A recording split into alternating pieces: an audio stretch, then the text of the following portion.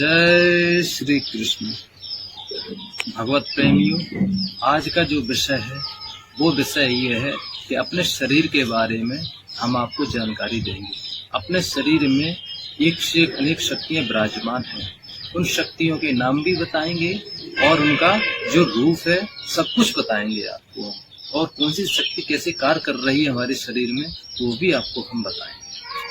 तो चलिए, आज आपको बहुत संक्षेप से बताऊंगा, और ये बहुत जो वीडियो बनाने का जो विषय है आज बहुत मार्मिक है, इसलिए आपसे मेरा निवेदन है कि वीडियो को पूरा जरूर देखें, ध्यान से देखें, तभी आपको पूरा समझ में आएगा।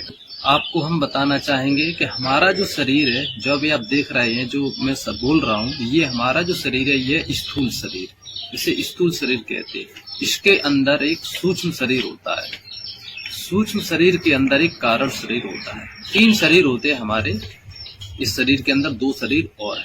जो हम रात्रि में सपना देखते हैं, स्वप्न देखते हैं, वो हम सूक्ष्म शरीर से देखते हैं। आपने देखा हो कई बार हम उड़ते आसमानों में कहीं घूमते फिरते हैं तो सूक्ष्म शरीर का ही काम होता है।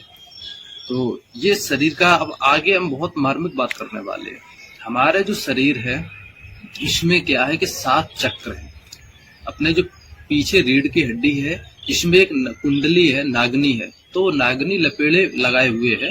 जैसे आप देखते हैं सर्प लपेड़े लगाए रहते पेड़ में, तो इसी प्रकार से हमारे जो बैकबोन है, जो रीढ़ की हड्डी, उसी में वो नागनी है, वो अंटे लपेड़े हुए है।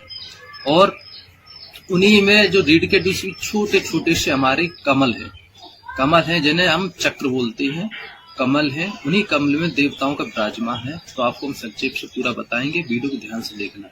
और अगर आपने हमारे YouTube चैनल सब्सक्राइब नहीं किया तो सब्सक्राइब करें आपसे जुड़ने के लिए, क्योंकि हम ऐसा ही आध्यात्मिक ज्ञान चर्चा करते हैं और आपको बहुत अच्छी जानकारी देते हैं, ताकि आपको कुछ हमसे सीखने को मिले। और मैं वही जानकारी देता हूँ जो प्रमाणित है। चलिए, तो आज आगे आपको हम समझाते हैं। तो आपको आज हम बताएंगे अपने शरीर में जो 7 चक्र हैं कहाँ कहाँ पर हैं और किस चक्र पे कौन से देवता विराजमान है, पूरा आपको हम बताएंगे। तो हमारा सबसे पहले स्टार्ट में आता है मूला चक्र, जिसे मूलाधार कहते हैं, और उस पे भगवान गणेश का निवास है। और जो 4 पंखुड़ी का कमल, इसे कमल भी कहा जाता है, जो 4 पंखुड़ी का है। उससे जब हम थोड़ा ऊपर आएंगे तो स्वाधिष्ठान चक्र है, कमल है, जहाँ भगवान ब्रह्मा जी और सावित्री जी का निवास है। ये कमल की जो पंखुड़ी है वो 6 है। उसके ऊपर हम जब बढ़ेंगे तो आ जाता है हमारा नाभि कमल। नाभि कमल है, वहाँ विष्णु भगवान और लक्ष्मी जी का निवास है। और जो कमल है, इस कमल की जो पंखुड़ी है वो 8 है।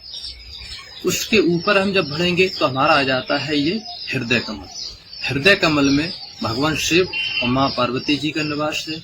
और इस कमल की जो पंखुड़ी है वो 12 है। 12 पंखुड़ी का ये कमल है, इसे चक्र भी कहा जाता है। हम उसके ऊपर जब आएंगे तो ये है हमारा कंठ। कंठ पर मैया दुर्गा जी का निवास है। और इस चक्र का जो पंखुड़ी है, कमल है, जो इस कमल की जो पंखुड़ी है वो 16 पंखुड़ी का कमल है। तो इस प्रकार से हमारे चक्र हैं। और इसके ऊपर जब आते हैं तो ये आती है हमारी ये त्रिकुटी, जिसे जो अपने माथे के बीचों बीच है, ये भुआई के बीच में है, नाक के ऊपर, इसे कहते हैं त्रिकुटी। तो ये त्रिकुटी है, और त्रिकुटी पे ये 2 पंखुड़ी का कमल है।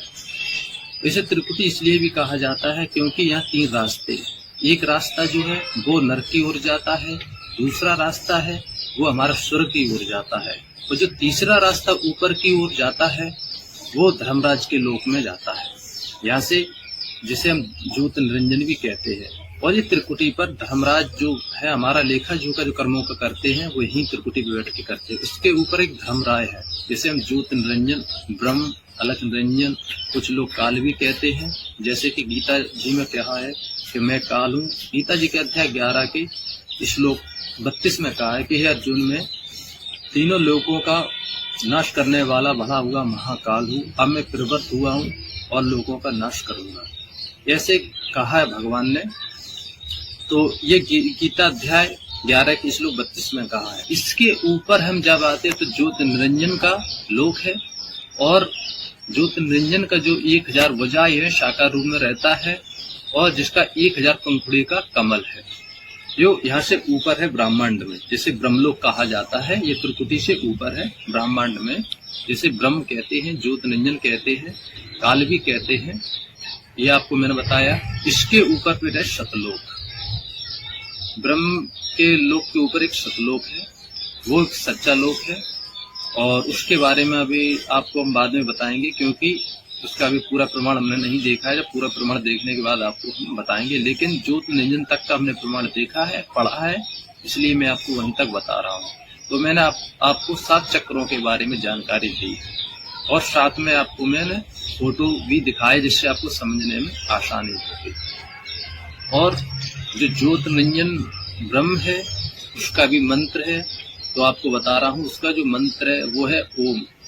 ओम मंत्र है, और उसी वही साधन है। और गीता जी में भी ओम मंत्र ही कहा है कि मुझ ब्रह्म का केवल ओम नाम है। वो आपको मैं आगे वीडियो में प्रमाणित करके दिखाऊंगा।